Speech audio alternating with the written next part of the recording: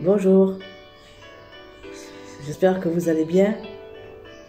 Moi, comme vous le voyez, je vais bien par la grâce de notre Seigneur Jésus, parce qu'il est là. Il ne nous abandonne pas, il ne nous délaisse pas. Je vous encourage, mes bien-aimés, gardez la foi à notre Seigneur, à Yeshua Mashiach, notre Messie. Il va revenir. Il a fait une promesse qu'il viendrait nous chercher. Parce qu'il nous l'a dit. Il nous l'a dit à travers ses saintes écritures, à travers son enseignement, l'évangile de Jean. Matthieu, Marc, Luc, il nous a avertis. Il a dit, il est préférable pour vous que je m'en aille auprès du Père pour que j'aille vous préparer une place et une demeure. Que lorsque je reviendrai, je viendrai vous chercher. Donc, l'enlèvement, elle sera faite. Mais à son temps, quand lui, il aura décidé. Car on ne connaît ni le jour, ni l'heure, mais Dieu seul a fixé. Mais une chose qui est certaine, ce que je vais vous dire, c'est que l'enlèvement, elle se fera au milieu de la grande tribulation. Parce que c'est écrit. Quand vous lisez dans 2 Thessaloniciens, chapitre 2, on va le lire ensemble. Vous allez voir que la parole, elle est vraie, elle est claire. Il faut arrêter de se laisser emporter par tout vent de doctrine, des enseignements qui ne sont pas vraiment fondés dans la parole. Vous comprenez? Alors moi, je vous encourage à lire la parole afin que vous ne soyez pas troublés et surtout séduits. Alléluia. Voyez ce qu'il est écrit. 2 Thessaloniciens, chapitre 2, à partir du verset 3. Que personne ne vous égare d'aucune façon, car ce jour n'arrivera pas avant qu'éclate le grand rejet de Dieu et qu'apparaisse l'homme de la révolte, qui est destiné à la perdition. L'adversaire qui s'élève au-dessus de tout, ceux qui apportent le nom de Dieu et de tout ce qu'il est l'objet d'une vénération religieuse. Il ira jusqu'à s'asseoir dans le temple de Dieu en se proclamant lui-même Dieu. Je vous disais déjà cela lorsque j'étais encore chez vous. Ne vous en souvenez-vous pas? Vous savez ce qui le retient pour l'instant, afin qu'il ne paraisse que lorsque l'heure sera venue. Voyez? Donc, nous serons là. Nous, enfants de Dieu, nous allons participer à la grande tribulation jusqu'à ce que nous allons voir l'Antichrist s'asseoir au temple de Dieu en Israël, à Jérusalem. Vous comprenez? C'est pas moi qui le dis, hein, c'est la parole qui le dit. Vous comprenez? Donc moi je vous demande vraiment de rester confiante à la parole de notre Maître Yeshua. Jésus, il est le seul chemin, la vérité et la vie. Donc je le dis, Jésus est mon chemin. Jésus est ma vie, Jésus est ma vérité. Dans les temps où nous vivons aujourd'hui, ce sont des temps vraiment difficiles. Et ce sera encore de plus en plus difficile. Où s'il y a des prophètes ou des pasteurs qui vous disent non, la paix va revenir, il ne faut pas les écouter parce que c'est un mensonge. Jésus ne peut pas mentir parce qu'il est le Dieu de la vérité. Vous comprenez? Alors je vous encourage, comme il est écrit dans Éphésiens, dans le livre d'Éphésiens chapitre 6, Alléluia. C'est vraiment tellement merveilleux de lire la parole.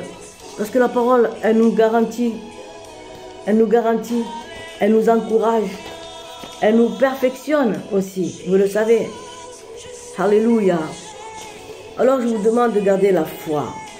Éphésiens chapitre 6, regardez ce qu'il est écrit à partir du verset 13. C'est pourquoi endossez l'armure que Dieu donne afin de pouvoir résister aux mauvais jours et tenir jusqu'au bout après avoir fait tout ce qui était possible. Vous comprenez? Donc, nous devons résister, tenir ferme.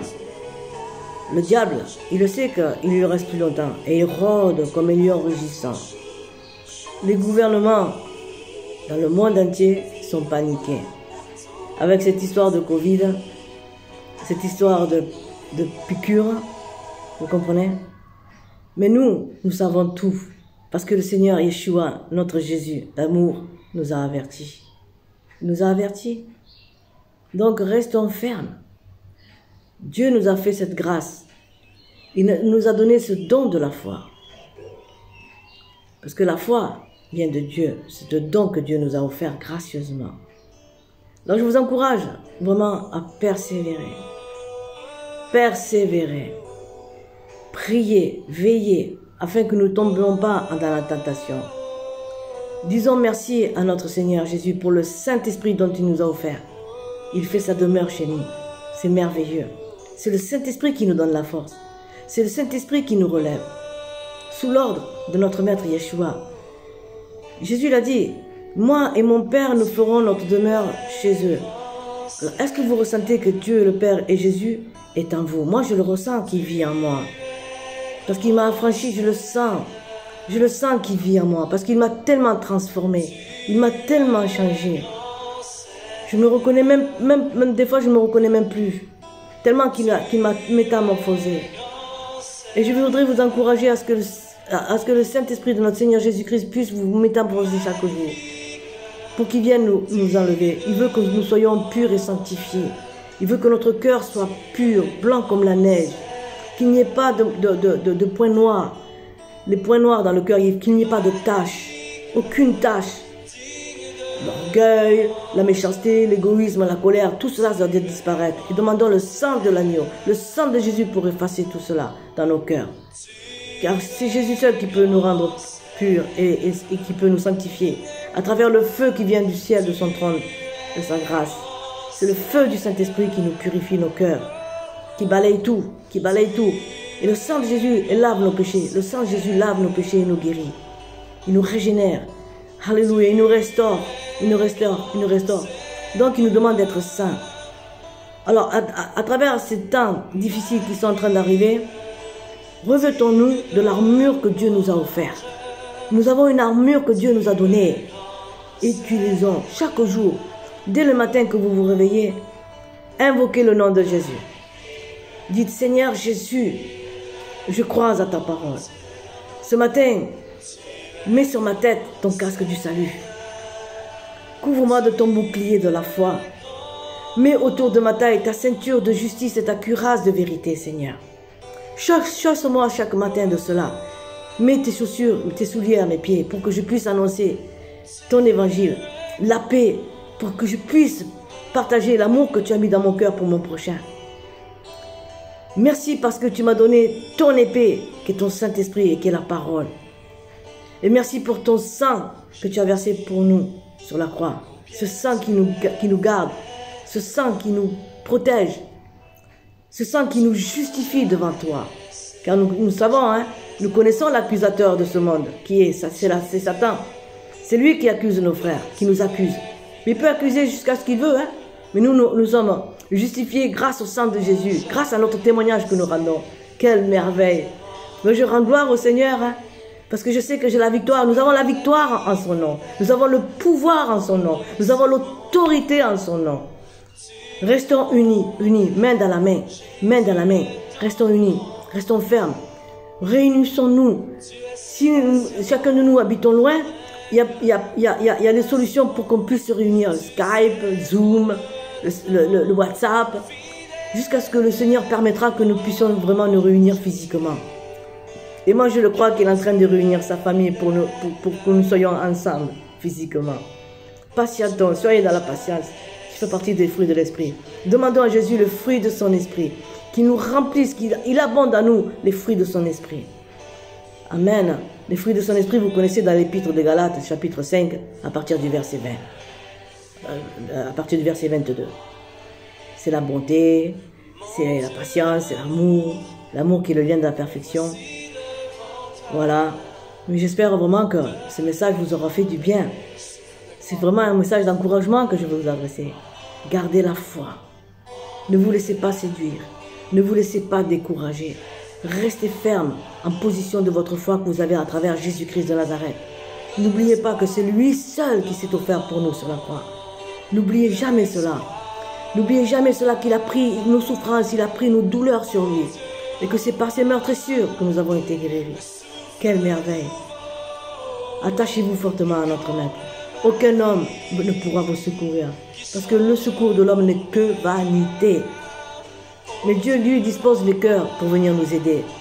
C'est ça qui est merveilleux. Notre papa est tellement bon. Notre papa est tellement merveilleux. Notre papa est tellement généreux. Est tellement majestueux. Il est grand et digne de toute louange, notre Seigneur. Il est le roi des rois et le Seigneur des seigneurs. Tout genou fléchira dans le ciel, sur la terre et sous la terre devant sa face. Alléluia. Même les démons sont soumis à Jésus. Ils tremblent. Ils tremblent. Alors quand il voit un enfant de Dieu qui est rempli et loin de la lumière du Saint-Esprit de notre Seigneur Jésus, il prend la fuite, il s'en va. Il s'en va. Quelle merveille. Alors, soyez forts. Soyez forts, soyez fortes mes sœurs. Soyez forts mes frères. Résistez. Au nom de Jésus, soyez fermes dans la foi. Soyez remplis de l'amour. Et soyez persévérants à faire toujours du bien, à surmonter le mal par le bien. Au nom de notre Seigneur Jésus, je vous aime. À bientôt.